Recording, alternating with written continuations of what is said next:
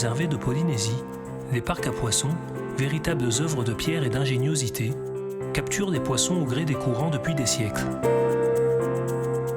Dans ce magazine, nous partons à Raraka, où cette tradition est encore vivante, et à Kawehi, où subsiste l'héritage de ce savoir-faire ancestral.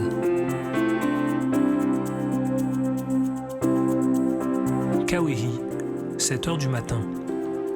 Cet atoll de 150 habitants abrite l'un des plus anciens parcs à poissons de Polynésie, près du village.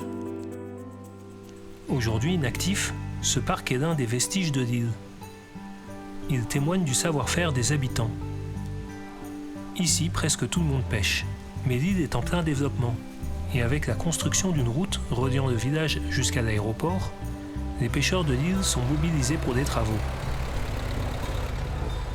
Nos deux hôtes de la pension nous emmènent donc sur l'île voisine de Raraka, où se trouve l'un des derniers parcs ancestraux encore en activité.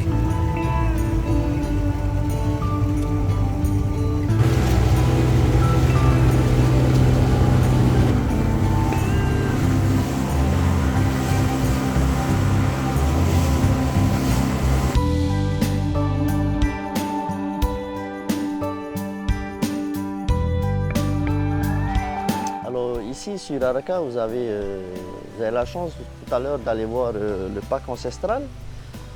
C'est un parc communal qui a été construit par 3 de nos ancêtres. On a la chance d'avoir encore un doyen qui est mon grand-père, qui vit encore, qui a 95 ans. Il a fait partie de la construction du parc en cailloux.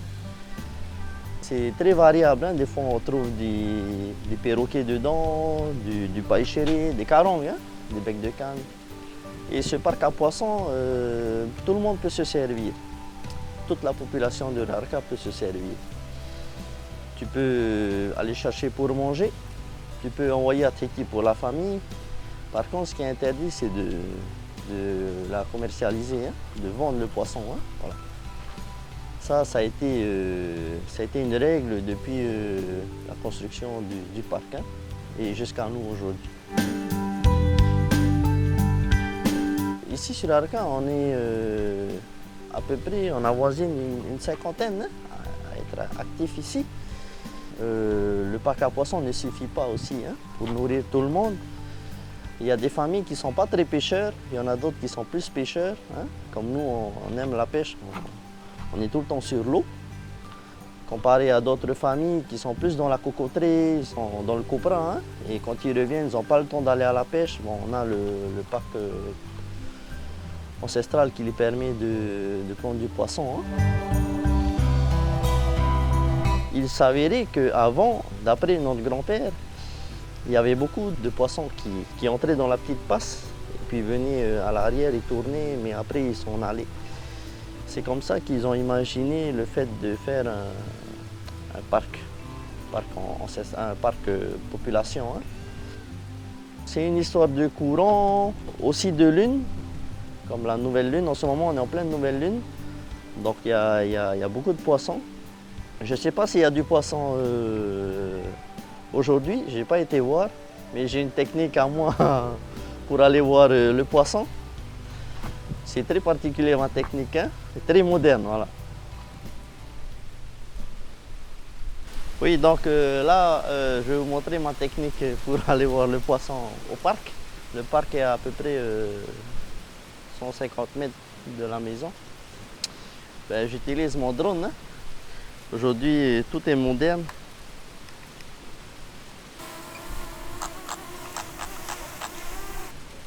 Alors l'image est en 4K quand même.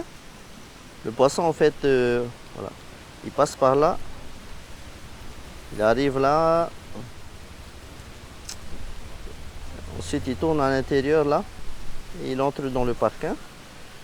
Voilà. Là on va aller voir s'il y a du poisson. Bon, il n'y a rien, il n'y a pas de poisson pour le moment. Bon, ça arrive, ça arrive. Que des fois il n'y a pas de poisson. Bienvenue à Raraka.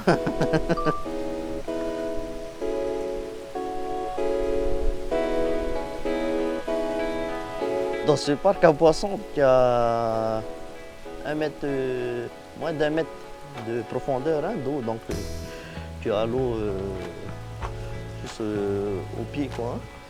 Et en fait, il faut juste les chasser dans des nasses hein, qui ont été faits pour ça.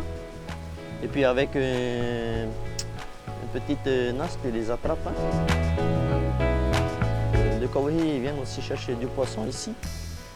Des fois, ils commandent hein, des pensions. Et ça fait un revenu aussi en plus hein, pour les jeunes. Pour ceux qui ont des parcs à poissons. Hein. Ouais.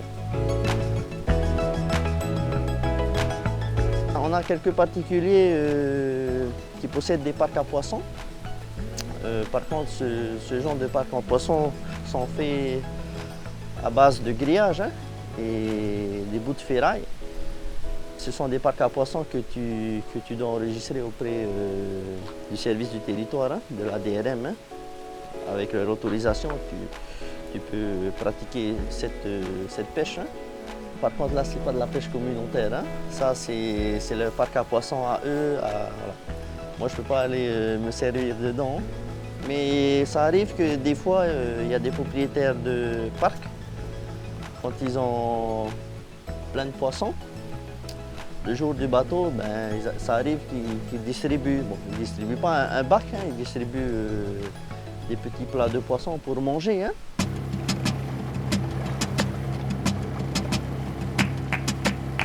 Après avoir vu le parc ancestral, nous nous dirigeons non loin de là, de l'autre côté de la passe, pour visiter un parc à poissons privé.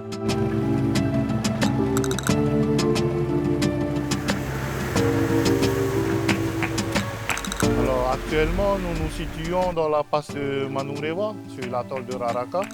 Et nous sommes sur le parc à poissons de mon père, hein, qu'on vient de construire, de cela il y a 3 semaines.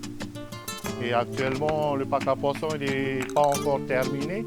Mais par contre, il y a déjà du poisson comme vous pouvez le voir, hein, il y a des perroquets. Et voilà. Alors par rapport aux espèces de poissons, ça dépend des mois. Hein.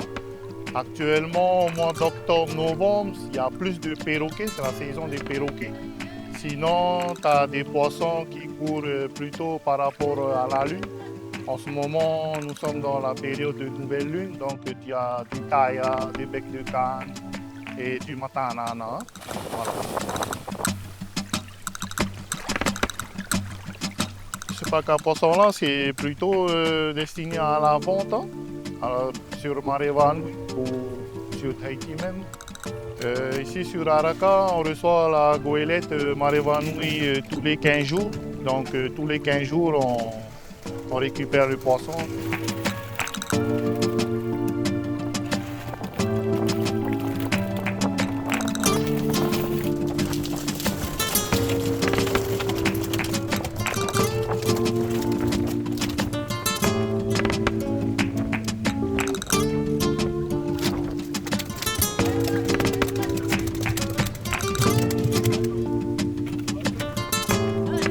L'idéal pour travailler ici, c'est lorsque le courant est rentrant, parce que tu as moins de nage à faire par rapport au courant. Ici, si on est en courant sortant, c'est impossible de travailler, hein, tellement le courant il est fort. Et ce parc à poissons-là, il est construit pour récupérer les poissons seulement qui sortent du lagon, hein, qui vont vers l'extérieur. C'est pour ça que vous voyez les 2 bras orientés vers l'intérieur de l'atoll. Hein. Là, aujourd'hui, je dois construire une toute petite pièce qui nous permettra de récupérer le poisson à l'épuisette. Hein. Parce que là, j'ai fini le premier stockage, le stockage du poisson. Là-bas, vous avez le grand parc à poissons. Par contre, il reste la pièce où il est plus facile d'attraper le poisson à l'épuisette. Hein. Voilà.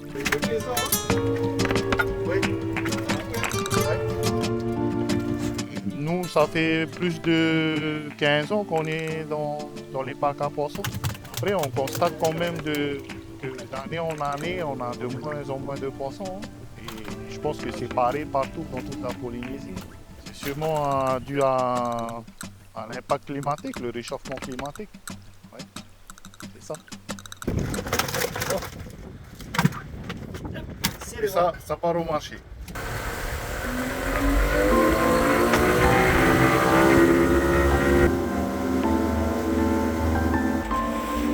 Après une longue journée passée en mer, nos hôtes nous ramènent sur Kawehi.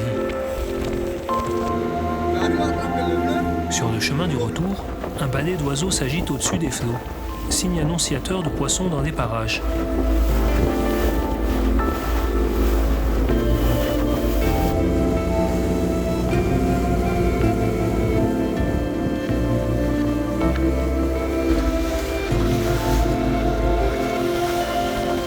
L'espoir monte, mais après de longues minutes, ni bonite ni maïmaï à l'horizon.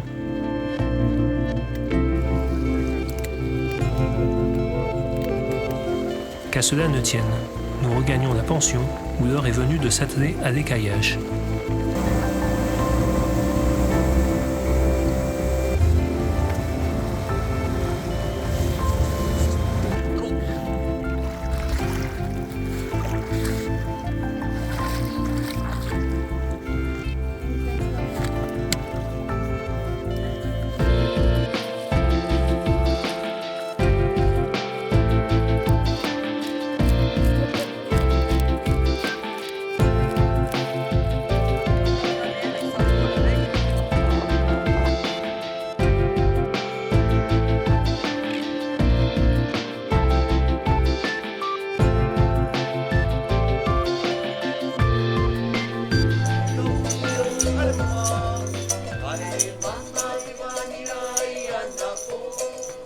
À la tombée du jour, travailleurs et pêcheurs se rassemblent pour célébrer cette journée bien remplie.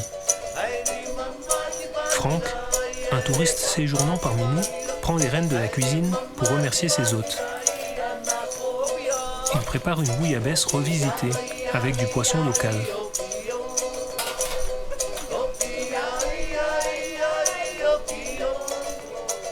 Entre rire, chansons et douceur de vivre, la journée s'achève dans l'atmosphère paisible et chaleureuse de Kawehi.